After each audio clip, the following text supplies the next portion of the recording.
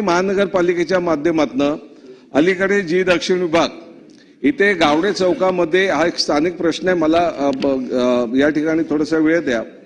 आम्ही वारंवार या ठिकाणी मागणी केली होती की ज्या गावडे चौकामध्ये गेल्या 2 वर्षांमध्ये जवळजवळ 25 ते 30 वेळा त्या ठिकाणी पाण्याची गळती झाली।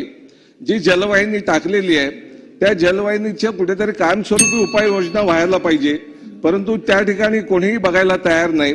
त्याला समांतर अशी एक जलवाहिनी टाका असं आमचं म्हणणं होतं।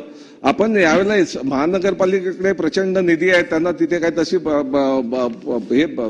आर्थिक याची चिंता नाहीये, परंतु वार्ड स्तरावरचे अधिकारी या ठिकाणी काम करतायत, प्रस्ताव पाठवतायत।